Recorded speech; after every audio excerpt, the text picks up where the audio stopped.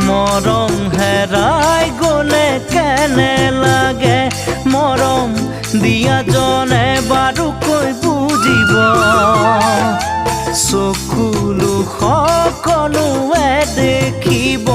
পিছে অন্তৰ